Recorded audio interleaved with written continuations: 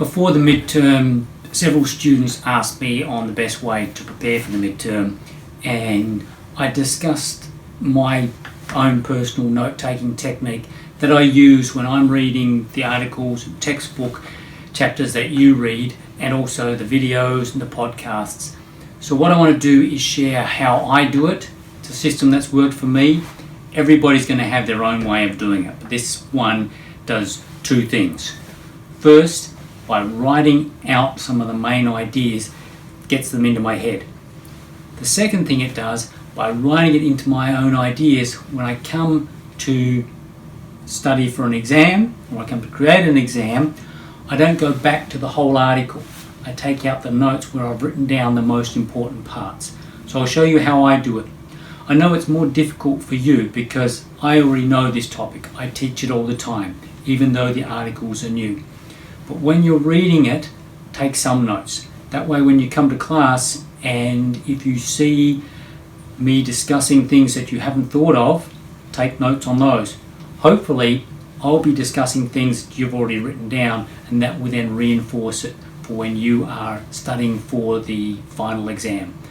It will also help you in your group project.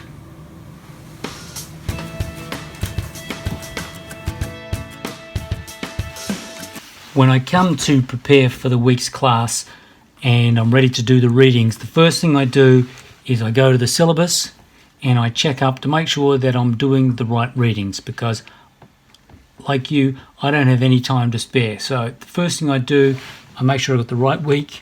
This week's going to be global demographic trends, so understanding the title helps you think about what is the most important thing to get out of the readings. And then I make sure I've got the articles. In this case, the first one is How Demographic Change Drives the World. Here's the article. Now, I'm 53, so I have a different way of doing it to somebody who's 20. For me, I print them out. Also, I've got access to a printer at work and at home. Do whatever works for you.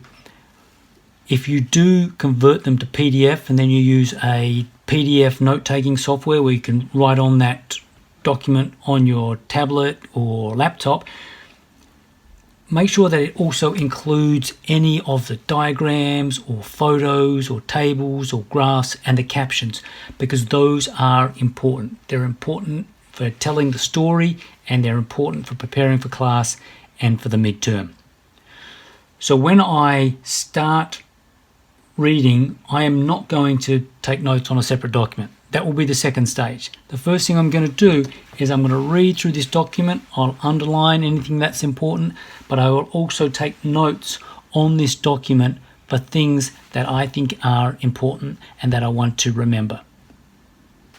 The first paragraph in this article says, in 1950, the world's population was 2.5 billion. So this gives you an idea that they're starting to tell a story where time is a factor. More than 20% of those people lived in Europe, along with the 7% living in North America. They dominated the global trading system. The rich Western nations brought raw materials in, sent manufacturers out, and traded with each other. It's not clear where this is going, but it's the setup, it's the introduction. They're trying to tell you about something that was happening at a certain point in time, because the start of the next paragraph is roll on to 2017. So for me now, I can go back to that first paragraph, make a note. I'm going to make a note, post World War II period. I'm going to call it global economic structure. Later on, when I go to transfer the important notes to a separate document, like this, I may change what I've written, because as I get through deeper into this document, I'll find out other information, and that will help me understand which parts are important and which parts are not important.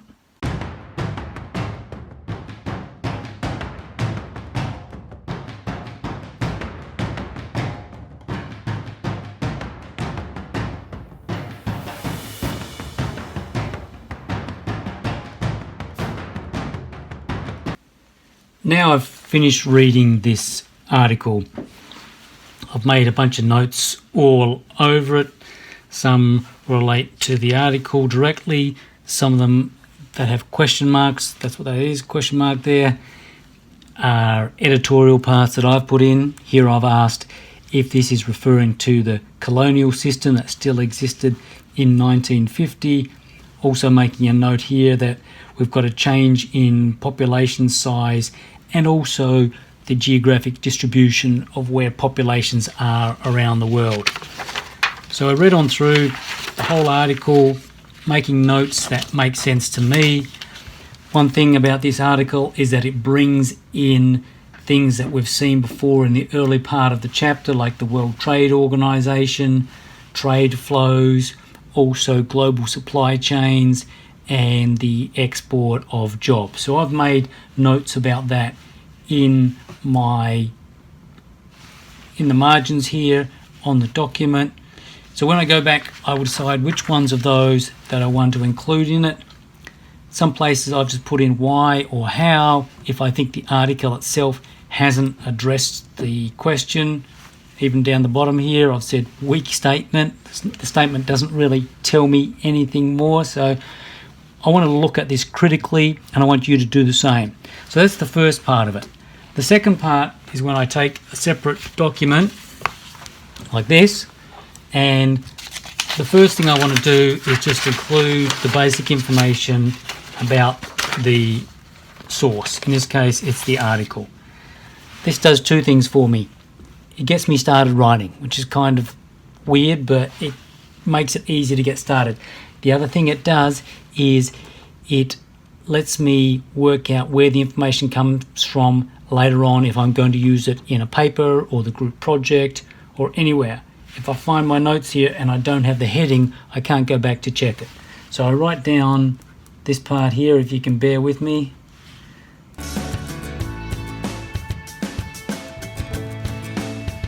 How demographic change will drive world trade. Also, I want to put in the author so that, once again, if I'm citing it somewhere, I've already written that information down. If I lose this, or I get rid of it, or I lend it to a friend, I don't need to get it back. So I wrote the author's name.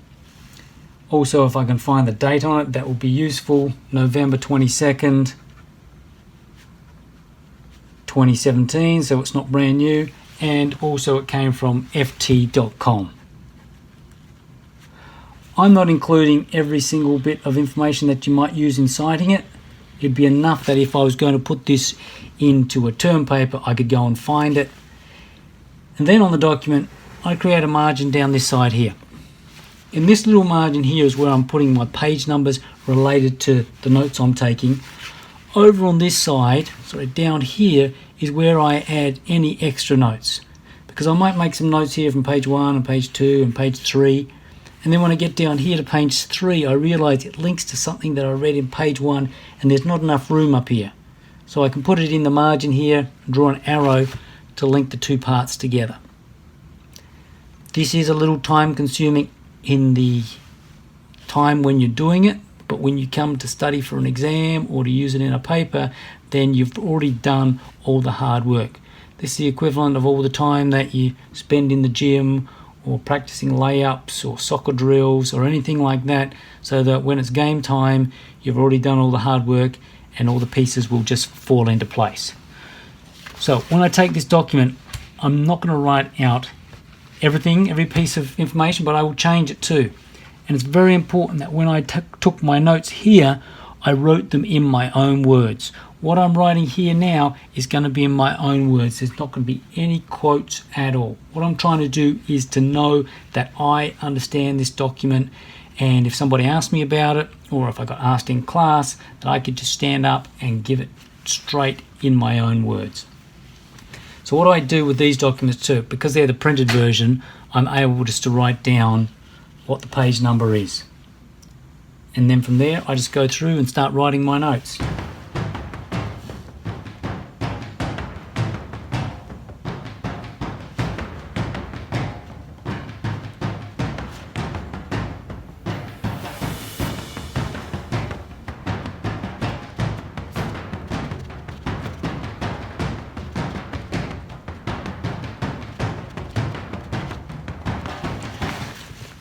So where I've taken my notes here, I also haven't taken them just in a straight linear style, just because my brain is jumping around all over the place in the same way that I've got away from the linear version of the document.